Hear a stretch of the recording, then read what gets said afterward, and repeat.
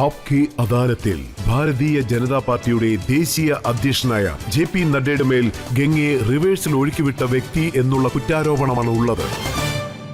Nadda sir, താങ്കളുടെ കുടുംബത്തെക്കുറിച്ച് പറയുകയാണെങ്കിൽ എല്ലാവരും ഒന്നുകിൽ എഡ്യൂക്കേഷൻ ഡിപ്പാർട്ട്മെന്റ് അല്ലെങ്കിൽ പ്രൊഫഷണൽ ആയിട്ടുള്ളവരാണ്. താങ്കളുടെ അച്ഛനാണെങ്കിൽ വളരെ റെസ്പെക്റ്റഡ് ആയ ഒരു പ്രൊഫസറായിരുന്നു, വൈസ് ചാൻസലർ ആയിരുന്നു.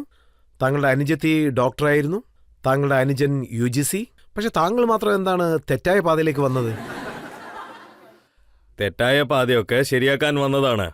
കാരണം അതൊക്കെ ശരിയാക്കേണ്ട ആവശ്യമുണ്ടായിരുന്നു. ഞാൻ ജനിച്ചതൊക്കെ പാട്നയിലാണ്. 75, 76, ആക്ച്വലി 74 തൊട്ട് നോക്കുവാണെങ്കിൽ, അതായത് പിന്നെ JPയുടെ എമർജൻസി സെൻ്റർ ആയിരുന്നു അത്. ജയപ്രകാശ് നാരായണൻ്റെ കൂട്ടം എന്നെ നല്ല രീതിക്ക് ബാധിച്ചിരുന്നു. അതിൻ്റെ ഒപ്പം കുടുംബത്തിന് സംബന്ധപ്പെട്ട ഒരുപാട് കാര്യങ്ങളും വരുന്നായിരുന്നു. എൻ്റെ അച്ഛൻ എമർജൻസിക്ക് മുന്നേ ഒരുപാട് പൊസിഷനിലൊക്കെ ഉണ്ടായിരുന്ന ആളാണ്. പക്ഷേ എമർജൻസി സിറ്റുവേഷനെ സപ്പോർട്ട് ചെയ്യാത്ത ഒരാളായതുകൊണ്ട് അദ്ദേഹത്തെ പല കാര്യങ്ങളിൽ നിന്നും നീക്കുന്ന ഒരു രീതിയൊക്കെ ആയിരുന്നു അന്ന്. അതുകൊണ്ട് എനിക്കെന്താ തോന്നിയെന്ന് വെച്ചാൽ പോളിറ്റിക്സിൽ, അതായത് സോഷ്യൽ പോളിറ്റിക്സിൽ എനിക്ക് ജോലി ചെയ്യണമെന്ന് ആഗ്രഹമുണ്ട്. അപ്പൊ താങ്കളെ കുടുംബത്തിലുള്ളവരാരും തടഞ്ഞില്ലേ? വലിയ വലിയ പൊസിഷനിലുള്ള എല്ലാവരും താങ്കളെ IAS, IPS, പ്രൊഫസർ അങ്ങനെ ആണോന്ന് നിർബന്ധിച്ചില്ലേ? അതായത് എൻ്റെ വീട്ടിൽ ഒരുപാട് ഹെൽത്തി ഡിസ്കഷൻസ് ഒക്കെ ഉണ്ടാവും. ഞാൻ ഒരുപാട് ഹെൽത്തി പോളിറ്റിക്സിനെ കുറിച്ചുള്ള കാര്യങ്ങളൊക്കെ എൻ്റെ വീട്ടിലെ ഡൈനിങ് ടേബിളിലാണ് അറിഞ്ഞു വന്നതൊക്കെ. എപ്പോഴും ഒരുപാട് ഫ്രീ ഡിസ്കഷൻസ് ഒക്കെ ഉണ്ടാവണമെന്ന് അച്ഛന് ആഗ്രഹമാണ്. അതിനുള്ള സപ്പോർട്ടും ഒരുപാട് കിട്ടിയിട്ടുണ്ട് എനിക്ക്. എൻ്റെ കുടുംബത്തിന് ഒരുപാട് നന്ദിയുണ്ട്. ശരിക്കും എല്ലാ കുടുംബത്തിലും ഒന്നും ഇങ്ങനെയൊന്നും സംഭവിക്കുമെന്ന് അറിയില്ല എനിക്ക്. പക്ഷേ എനിക്ക് നല്ല സപ്പോർട്ടായിരുന്നു കിട്ടിയിരുന്നത്. അവരുടെ ഒപ്പം ഞാൻ ഒരുപാട് ഡിസ്കഷൻ ചെയ്തിട്ടുണ്ട്. അതിനുശേഷം, അതായത് ഈ രാഷ്ട്രീയ കുടുംബങ്ങളിൽ എന്താണ് സംഭവിക്കുന്നതെന്ന് വെച്ചാൽ കുടുംബത്തെ രാഷ്ട്രീയത്തിലേക്ക് കൊണ്ടുപോകും, പക്ഷെ താങ്കൾ രാഷ്ട്രീയത്തെ കുടുംബത്തിലേക്ക് കൊണ്ടുവന്നിരിക്കുക. എൻ്റെ കുടുംബത്തിലോട്ട് രാഷ്ട്രീയം വന്നിട്ടില്ല. എൻ്റെ കൊച്ചുപ്രായം തൊട്ട് എൻ്റെ കുടുംബത്തിലെല്ലാവരും രാഷ്ട്രീയത്തിനെ കുറിച്ച് സംസാരിക്കുന്നത് കേട്ടാണ് ഞാൻ വളർന്നു വന്നത്. പക്ഷേ ഞാൻ രാഷ്ട്രീയത്തിലോട്ട് വന്നത് സത്യമുള്ള കാര്യമാണ്. പക്ഷേ താങ്കൾ വിവാഹം കഴിച്ചത് ഒരു രാഷ്ട്രീയ ബാക്ക്ഗ്രൗണ്ട് ഇരിക്കുന്ന ഒരു കുടുംബത്തിൽ നിന്നല്ലേ? അവരും ഒരു നേതാവായിരുന്നു. അദ്ദേഹം ഒരു രാഷ്ട്രീയ നേതാവായിരുന്നു. രാഷ്ട്രീയം ചെയ്യുന്നവർക്ക് പൊളിറ്റിക്കൽ ബാക്ക്ഡ്രോപ്പിൽ ഒരാളെ കിട്ടുന്നത് നല്ല കാര്യമല്ലേ? കാരണം അവര് ആ പണിയെടുക്കുന്ന വഴിയൊക്കെ, ജനങ്ങളെ നോക്കുന്ന പൊതുവായ ആ വഴിയൊക്കെ, സൊസൈറ്റി നോക്കുന്നതും സോഷ്യൽ ആംഗിൾ, ഇതുപോലെ എല്ലാം അറിഞ്ഞിരിക്കണമല്ലോ. അവരും ഇലക്ഷനിൽ നിന്ന് ജയിച്ചവരാണ്. അവരുടെ അമ്മയും ഇലക്ഷനിൽ നിന്ന് ജയിച്ചതാണ്. താങ്കൾ പിന്നോട്ട് പോവുക, ഞങ്ങൾ ഇലക്ഷനിൽ നിന്ന് ജയിക്കാമെന്ന് അവർ പറഞ്ഞിട്ടേ ഇല്ലല്ലോ. വീട്ടിൽ പൊതുവെ ഇതൊക്കെ നടക്കുന്നതാണ്. ഞാൻ അവരുടെ അടുത്ത് അന്നേ പറഞ്ഞത് സോഷ്യൽ ഫീൽഡ് നിങ്ങൾ തിരഞ്ഞെടുക്കണം, ഞാൻ പൊളിറ്റിക്കൽ ഫീൽഡ് തിരഞ്ഞെടുത്തോളാം. അതുകൊണ്ട് അവർ സോഷ്യൽ ഫീൽഡിൽ ആക്റ്റീവ് ആയിരുന്നു. പിന്നെ ഞാനിപ്പോൾ പൊളിറ്റിക്കൽ ഫീൽഡിൽ നല്ല രീതിക്ക് ആക്റ്റീവാണ്. പക്ഷെ താങ്കളോടൊപ്പം സ്കൂളിൽ പഠിച്ച സുഹൃത്തുക്കൾ എന്താ പറയുന്നതെന്ന് വെച്ചാൽ അക്കാലത്ത് രാഷ്ട്രീയത്തിൽ വലിയ താല്പര്യമൊന്നും ഇല്ലായിരുന്നു. സ്വിമ്മിംഗ് പൂളിൽ വെച്ചാണ് ഞങ്ങൾ കാണുന്നത്. അതെ, അല്ലെങ്കിൽ വല്ല പ്ലേ ഗ്രൗണ്ടിൽ വെച്ച് കാണുമെന്ന് പറഞ്ഞു. എനിക്ക് ഗെയിംസിൽ ഒരുപാട് ഇൻട്രസ്റ്റ് ഉണ്ടായിരുന്നു. ഞാൻ സ്പോർട്സിൽ മൈൽ റേസ് ചാമ്പ്യൻ ആയിരുന്നു, പിന്നെ സ്പിൻ റേസ് ചാമ്പ്യൻ ആയിരുന്നു. വളരെ കുറച്ചുള്ള ആൾക്കാരാണ് അന്നത്തെ ചാമ്പ്യൻസ് ഒക്കെ. മാത്രമല്ലാണ്ട് സ്വിമ്മിങ്ങിലും എനിക്ക് ഇൻട്രസ്റ്റ് ഉണ്ടായിരുന്നു. കഥയും ഞാൻ കേട്ടിട്ടുണ്ട്. വൈസ് ചാൻസലറിനെ അദ്ദേഹത്തിന്റെ ഓഫീസിൽ നിന്ന് പൊക്കി. അത് വന്ന് പിന്നെ എന്താ സംഭവിച്ചെന്ന് വെച്ചാൽ, ഒരു മാനേജ്മെന്റ് ക്ലാസ്സിൽ, പിന്നെ മാനേജ്മെന്റ് എക്സാമിൽ ഇവിടെ എന്തോ തെറ്റ് സംഭവിച്ചിട്ടുണ്ടെന്ന് ഞാൻ അറിഞ്ഞു. അന്നൊരു പോരാട്ടം സംഭവിച്ചു. ആ പോരാട്ടത്തിനൊരു വിജയവും കിട്ടി. കുറച്ചു പേരാണ് പോരാട്ടത്തിൽ ഇരുന്നത്. അന്ന് ഞാൻ അവരുടെ അടുത്ത് പോയി പറഞ്ഞു, അദ്ദേഹത്തിൻ്റെ അടുത്ത്, അതായത് സാർ, നിങ്ങളെ കുറച്ച് പേരെ കാണാനായിട്ട് ഇരിപ്പുണ്ടെന്ന്. എന്നെ കൊണ്ട് കാണാൻ പറ്റില്ലെന്ന് അദ്ദേഹം ഡ്രോയിങ് റൂമിൽ പോയിരുന്നു. യു ആർ വൈസ് ചാൻസലർ, നിങ്ങൾ അദ്ദേഹത്തെ കാണണമെന്നാണ് ഞാൻ പറഞ്ഞത്. ഇല്ല, പറ്റില്ല, അതെങ്ങനെ സംഭവിക്കും, യൂണിവേഴ്സിറ്റി അങ്ങനെ സംഭവിക്കില്ലെന്നാണ് അദ്ദേഹം പറഞ്ഞത്. ഇല്ല, ഞാൻ കാണൂലെന്ന് അദ്ദേഹം പറഞ്ഞു. ശരി, ഓക്കെ.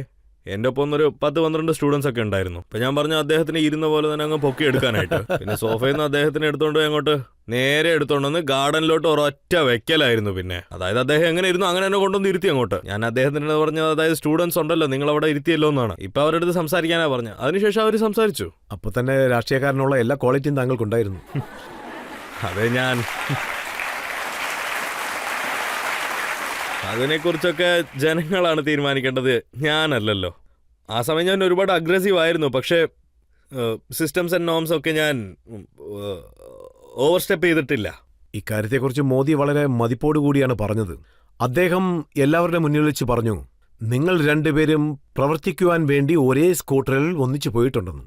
അതെ, നോക്കൂ, അതായത് അതിൻ്റെ അധിഷ്ഠാനമേ ഞാൻ പറയത്തുള്ളൂ. അതായത് അത്രയും വലിയൊരു മഹാന്റെ അടുത്ത് എൻ്റെ കൊച്ചുപ്രായം തൊട്ട് പണിയെടുക്കാൻ പറ്റിയതിൽ എനിക്ക് വളരെ സന്തോഷമേ ഉള്ളൂ. ഇന്ന് ഇത്രയും നല്ല അവസ്ഥയിൽ ഞാൻ ഇരിക്കുവാണെങ്കിൽ അന്ന് അദ്ദേഹം എനിക്ക് പറഞ്ഞു തന്ന കൊച്ചു കൊച്ചു കാര്യങ്ങളാണ് ഇതിനൊക്കെ. അതായത് അദ്ദേഹം ജീവിതത്തിന് വേണ്ടി എനിക്ക് പറഞ്ഞു തന്ന കാര്യങ്ങളൊക്കെ അതൊക്കെ നല്ലപോലെ പഠിച്ചാണ് ഞാൻ ഇന്ന അവസ്ഥയിലുള്ളത്. അപ്പോൾ ഞാൻ ചേർന്ന് പണിയെടുക്കുമ്പോൾ അന്നൊക്കെ അദ്ദേഹം നമ്മുടെ പ്രധാനമന്ത്രിയായിരുന്നു, പൊസിഷനിലുണ്ടായിരുന്നു. അതിൻ്റെ ഒപ്പം ഞാൻ യുവമോക്ഷാവിൻ്റെ തലവനുമായിരുന്നു. അപ്പോഴൊക്കെ ഞങ്ങൾക്ക് ഈ വണ്ടിയൊന്നും അത്ര കിട്ടത്തൊന്നുമില്ല ശരിക്കും പറയണമെങ്കിൽ. അന്ന് ഞങ്ങളുടെ അടുത്ത് ഒരു സ്കൂട്ടറായിരുന്നു ഇരുന്നത്. അന്ന് അദ്ദേഹം ഒരു കിക്കൊക്കെ അടിച്ചിട്ട് കയറി ഇരിക്കുമായിരുന്നു. അതിൽ പോയാണ് ഞങ്ങൾ ജനങ്ങളെയൊക്കെ കാണുന്നത്. മോദി സാർ എത്രത്തോളം ഫാസ്റ്റാണ്? അന്നും ഇങ്ങനെ തന്നെയായിരുന്നു. തീർച്ചയായിട്ടും. അതായത് മോഡി സാറ് നല്ല ഷാർപ്പാണ്, ഭയങ്കര ഷാർപ്പ്. ചില കാര്യങ്ങളൊക്കെ അതായിട്ട് ആഴമായിട്ട് തോന്നുന്ന കാര്യമൊക്കെ ഞാൻ തുറന്ന് പറഞ്ഞേക്കും അദ്ദേഹത്തിൻ്റെ അടുത്തോട്ട്. എൻ്റെ ചിന്തന ഇവിടെ തീരുവാണെങ്കിൽ അദ്ദേഹത്തിൻ്റെ അവിടുന്ന് ഒരുപാട് ദൂരം ഉണ്ടെന്ന് ഞാൻ പറയും. അദ്ദേഹത്തിൻ്റെ ആംഗിൾ എന്താണെന്ന് എന്നെ കൊണ്ട് മനസ്സിലാക്കാൻ കഴിഞ്ഞില്ല. ഒരുപാട് നേരം ആലോചിച്ച് ഒരു ഡിസിഷൻ എടുത്ത് അദ്ദേഹത്തിൻ്റെ അടുത്ത് പോയി പറയും ഞാൻ. ആ കാര്യമൊക്കെ അദ്ദേഹത്തിൻ്റെ അടുത്ത് എടുത്തുകൊണ്ട് പോയി വെച്ചിട്ടൊന്ന് പറയാൻ തുടങ്ങുമ്പോൾ അദ്ദേഹം ഇത് ഈ ആംഗിളിൽ നോക്കണം, അത് ആ ആംഗിളിൽ നോക്കണം, ഇങ്ങനെ പറയാൻ ആംഗിൾസ് ഉണ്ടെന്നൊക്കെ പറയും. പിന്നെ ഞാൻ എടുത്തോട്ട് പോയ പീസ് ഓഫ് പേപ്പർ എന്തിനാന്ന് ഒരു ആലോചനയൊക്കെ വന്നേക്കും എനിക്ക് ശരിക്കും അങ്ങനെ തോന്നുന്നത്. അദ്ദേഹം എന്തോരം ഐഡിയാസ് വെച്ചിട്ടുണ്ടാവും എന്ന് വെച്ചാൽ അത്ര ഐഡിയാസ് ഉണ്ടാവും അദ്ദേഹത്തിൻ്റെ അടുത്ത്. ഒരൊറ്റ സമയത്ത് തന്നെ ഒരുപാട് ഐഡിയാസ് തരും അദ്ദേഹം. സോ സത്യത്തിൽ അദ്ദേഹത്തിൻ്റെ അടുത്ത് ചേർന്ന് വർക്ക് ചെയ്യുന്നത് ശരിക്കും അത് താങ്കൾക്ക് കുറച്ച് ബുദ്ധിമുട്ടായിരുന്നില്ലേ? കാരണം താങ്കൾ കുറച്ച് വിശ്രമം എടുക്കുന്ന ആളാണെന്നും ഞാൻ കേട്ടു. പക്ഷെ അദ്ദേഹം രാപകലില്ലാതെ കഷ്ടപ്പെടുന്ന ആളാണെന്നും കേട്ടു. ഒരു മൂത്ത സ്ഥാനത്തു നിന്നാണ് ചെറിയ ആൾക്കാരുടെ അവസ്ഥയൊക്കെ മനസ്സിലാക്കിക്കൊണ്ട് അവരുടെ അടുത്ത് പണിയെടുക്കുന്നത് മോഡി സാറിൻ്റെ അടുത്താണ് പഠിച്ചെടുക്കേണ്ടത്. അതുകൊണ്ട് അദ്ദേഹത്തിൻ്റെ എല്ലാ കുറവും അറിയാം. ഒരുപാട് പ്രാവശ്യം അദ്ദേഹം എൻ്റെ അടുത്ത് പറഞ്ഞിട്ടുണ്ട്, നട്ടാ ഞാൻ നിന്നെ മെലിയിപ്പിക്കാണ്ട് വിടത്തില്ലടാ എന്ന്. അതുകൊണ്ട് പണിയെടുത്തേ പറ്റൂന്നേ പറയത്തുള്ളൂ. അത് അദ്ദേഹത്തിൻ്റെ സ്നേഹമാണെന്ന് പറയാം, ഒരു സ്നേഹമാണെന്ന് പറയാം, ഒരു കഷ്ടപ്പാടാണെന്നും പറയാം. ഇപ്പം നോക്കുവാണെങ്കിൽ ആയുഷ്മാൻ ഭാരത് ഞങ്ങൾ 9 മാസത്തെ ഞങ്ങൾ ഈ ലോകത്തും വെച്ച് വേൾഡ് ഹെൽത്ത് സ്കീം, ഈ ലോകത്തും വെച്ച് ഏറ്റവും വലിയ ഹെൽത്ത് കവറാണ് ഞങ്ങൾ കൊടുത്തിരിക്കുന്നത്. ഈ പണിയൊക്കെ വെറും 9 മാസത്തിലാണ് നടന്നത്, അതും വെറും ഡിജിറ്റലി. അദ്ദേഹം തീർച്ചയായിട്ടും പണിയെടുപ്പിക്കുന്നുണ്ട്, പണിക്കുന്നുണ്ട്. അതിനുശേഷം അദ്ദേഹം തന്നെ 20 മീറ്റിംഗ് ആണ് അറ്റൻഡ് ചെയ്തിരുന്നത്. അദ്ദേഹത്തെ കഷ്ടപ്പെടുത്താൻ വിടുകയാണ്. അതെ, ഓരോ ഇലക്ഷനിലും അദ്ദേഹത്തിന്റെ പ്രചാരണമാണ് കൂടുതലും. താങ്കൾ ഒരു ക്യാപ്ഷൻ വെച്ചിരുന്നു, മോദി ഉണ്ടെങ്കിൽ എന്ത് സാധ്യം. സത്യമായ കാര്യമാണ്. മോദി ഉണ്ടെങ്കിലാണ് സാധ്യം, ഇല്ലെങ്കിൽ ഒരു കാര്യവും ഇല്ല. ഇപ്പൊ നോക്കുവാണെങ്കിൽ മോദിജിയുടെ ഭരണവും ഇന്ന് നോക്കുവാണെങ്കിൽ അദ്ദേഹം ഒരു പാർട്ടിയുടെ തലവൻ മാത്രമല്ല, നാടിന്റെ തലവനുമല്ല. ഈ ലോകം മുഴുവൻ ആരാന്ന് അദ്ദേഹത്തിന് അറിയാം. ഈ ലോകത്ത് അതായത് എല്ലാവരും സമ്മതിക്കുന്നുണ്ട് അദ്ദേഹത്തിനെ കുറിച്ച് സംസാരിച്ചാൽ. ഇപ്പൊ നോക്കുവാണെങ്കിൽ ഞാൻ നിങ്ങൾക്കൊരു കാര്യം പറഞ്ഞുതരാം. ഈ കോവിഡ് മാനേജ്മെന്റ് ഞാൻ നല്ല ക്ലോസ് ആയിട്ട് വാച്ച് ചെയ്തതാണ്. ആസ് എ പ്രസിഡന്റായിട്ടും ഹെൽത്ത് മിനിസ്റ്ററായിട്ടും ഞാൻ ഇരുന്നതാണ്. സോ ജോ ബൈഡൻ അദ്ദേഹത്തെ നല്ലപോലെ അപ്രീഷിയേറ്റ് ചെയ്തു. ജപ്പാനിലെ പ്രസിഡന്റ് അദ്ദേഹത്തെ അപ്രീഷിയേറ്റ് ചെയ്തു. നമ്മുടെ വേൾഡ് ഹെൽത്ത് ഓർഗനൈസേഷന്റെ ഫെഡ്രോസ് അദ്ദേഹത്തെ ഒരുപാട് നല്ല രീതിയിൽ അപ്രീഷിയേറ്റ് ചെയ്തു. അദ്ദേഹത്തിന്റെ മാനേജ്മെന്റിനെ അപ്രീഷിയേറ്റ് ചെയ്തു. അതിന്നിപ്പോ പ്രൂവൻ ആയിട്ടുണ്ട്. അതായത് ഈ 130 കോടി നാടുകളില് അത്രയും വലിയൊരു പ്രൊട്ടക്ഷനാണ് അദ്ദേഹം ഉണ്ടാക്കി എടുത്തത്. 220 doses of vaccine, double dose plus booster, ഇത് റെഡിയാക്കുന്ന പണിയൊക്കെ. World largest and world's fastest vaccination program is India's program at Covid time. അതായത് നോക്കുവാണെങ്കിൽ ഞാനൊരു ഹെൽത്ത് മിനിസ്റ്ററാണ്. ഈ നാട്ടിലോട്ട് ട്യൂബർക്ലോസിന്റെ മെഡിസിൻ വരാൻ 25 വർഷം എടുത്തു. ഈ നാട്ടിലെ ടെക്നിസ് മെഡിസിൻ വരാനായിട്ട് 28 വർഷം എടുത്തു. ഈ നാട്ടിലോട്ട് ജാപ്പനീസ് സെൻസിബിലിറ്റീസ് മെഡിസിൻ വരാൻ 100 വർഷമാണ് എടുത്തത്. 1906 അത് ജപ്പാനിൽ എത്തിയിട്ടുണ്ട്. 2006 ഇന്ത്യയിലോട്ട് വന്നത്. ഈ നാട്ടില് അതായത് ഇന്ത്യയില് 2 ഡ്രോപ്സ് പോളിയോ പ്രോഗ്രാംസ്, അതായത് മറ്റേ 2 ചോട്ട് പോളിയോ ഇടില്ലേ, അത് വരാനായിട്ട് ഏകദേശം 25 വർഷമാണ് എടുത്തത്. അത് നാഷണൽ പ്രോഗ്രാമായിട്ട് മാറാനായിട്ട് 30 വർഷം എടുത്തു. അതിൻ്റെ ഒപ്പം January 20th, 2020 first case corona case deduct ആയപ്പോൾ April 20th Modiji task force ഒക്കെ റെഡിയാക്കി. അതിൻ്റെ ഒപ്പം 9 months 1 അല്ല 2 ഇൻഡിജീനിയസ് വാക്സിൻ ഒക്കെ റെഡിയാക്കി. അത് നമ്മുടെ നാട്ടിലോട്ട് എത്തി. ഇതാണ് ഭാരത നാട്. നമ്മള് ഇന്ന് ഈ ക്ലൈമറ്റ് ചേഞ്ചിനെ കുറിച്ച് സംസാരിക്കണമെങ്കിൽ, അതായത് മോറിസ് ജോൺസൺ പറയുന്നത് prime minister Modi has taken lead in the climate change and he has brought the world together. ഇതൊക്കെ വെച്ച് നോക്കുമ്പോൾ ഒരു കാര്യം എനിക്ക് നല്ലപോലെ അറിയാം. അദ്ദേഹത്തിന്റെ ഭരണം ഈ മുഴുവൻ ലോകവും അക്സെപ്റ്റ് ചെയ്യുവാണ്. ഉക്രൈൻ വാറില് അദ്ദേഹം സേഫ് പാക്കേജ് മേടിച്ചു കൊടുത്തോ ഇല്ലയോ? പുട്ടിന്റെ അടുത്ത് സംസാരിച്ചു. ഒരു പ്രാവശ്യം അദ്ദേഹം പുട്ടിന്റെ അടുത്ത് സംസാരിച്ചതായിരുന്നു, മറ്റൊരു പ്രാവശ്യം അദ്ദേഹം ജലസിന്റെ അടുത്ത് സംസാരിച്ചതായിരുന്നു. 2 പേരുടെ അടുത്ത് സംസാരിച്ചതിന് ശേഷം സേഫ് പാസേജ് ഒക്കെ തന്നപ്പോൾ നമ്മുടെ സ്റ്റുഡൻസ് ഒക്കെ തിരികെ ഇങ്ങോട്ട് വന്നു ചേർന്നു. 32,000. പക്ഷേ ഈ ലോകത്തില് മറ്റുള്ള നാട്ടിലെ പിള്ളേരെ പോലെ ഇന്ത്യൻ ഫ്ലാഗ് വെച്ച് അവരും കൂടെ വന്ന് ചേർന്നിട്ടുണ്ടോ? അത് നിങ്ങൾ കണ്ടതല്ലേ. പിന്നെ ഭാരതീയ ജനതാ പാർട്ടി ദേശീയ തലവനായിട്ട് ഇതെന്റെ കടമയാണ്. അതായത് ലെറ്റർ ആൻഡ് സ്പിരിറ്റില് ഇതെല്ലാം കൂടെ ഫുള്ളായിട്ട് എടുത്തുകൊണ്ട് പോയിട്ട് നല്ലപോലെ ഇംപ്ലിമെന്റ് ചെയ്യണം. അതായത് നന്നായിട്ട് ജോലി എടുപ്പിക്കും. അതെ, തീർച്ചയായിട്ടും. അത് മാത്രമല്ലാണ്ട് നിങ്ങളെ കൊണ്ട് പണിയെടുക്കാണ്ടിരിക്കാൻ കഴിയില്ല.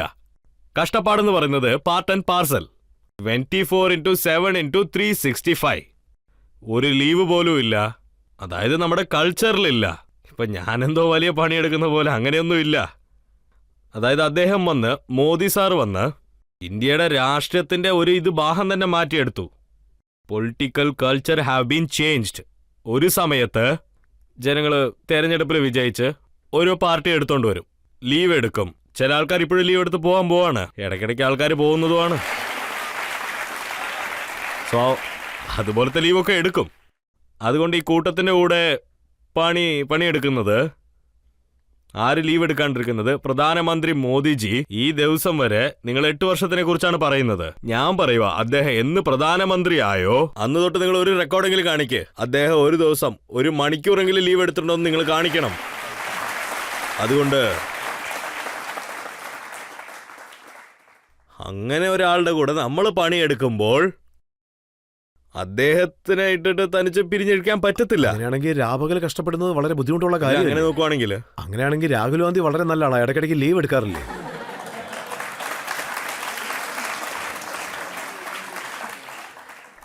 അദ്ദേഹം ഒരുപാട് ലീവിലാണ് ഉള്ളത്, എപ്പോഴെങ്കിലും പണിയെടുക്കാൻ വരുന്നത്. പക്ഷെ ഞങ്ങളെ സംബന്ധിച്ച് ഞങ്ങൾക്ക് പണിയെടുക്കാൻ ഒരുപാട് സന്തോഷമുള്ള കാര്യമാണ്. ഞങ്ങൾ എന്തോരും അങ്ങനെ ആയെന്ന് വെച്ചാൽ, എത്ര ഇൻവോൾവ് ആയിട്ടുണ്ടെന്ന് വെച്ചാൽ, ടാർഗറ്റ്സ് ഉണ്ട്, അതൊക്കെ കംപ്ലീറ്റ് ചെയ്യണം. ഇങ്ങനത്തുള്ള വർക്ക് കൾച്ചറൊക്കെ അദ്ദേഹം ഡെവലപ്പ് ഈ ചെയ്തിട്ടുണ്ട്. കൾച്ചറൊക്കെ മാറിയതുകൊണ്ട് മറ്റുള്ള രാഷ്ട്രീയ പാർട്ടിയുടെ നേതാക്കന്മാർ ശരിക്കും ടെൻഷനിലാണ് ഉള്ളത്. ഇല്ല, കാരണം നിങ്ങൾ അവരും നോക്കുവാണെങ്കിൽ പ്രവർത്തിക്കണമല്ലോ. ഓപ്പോസിറ്റ് ഭരണ പാർട്ടിക്ക് ഞാൻ ഒരു കാര്യം പറയാൻ ആഗ്രഹിക്കുവാണ്. ഒന്ന് നിങ്ങൾ വഴി മാറ്റിക്കോളൂ,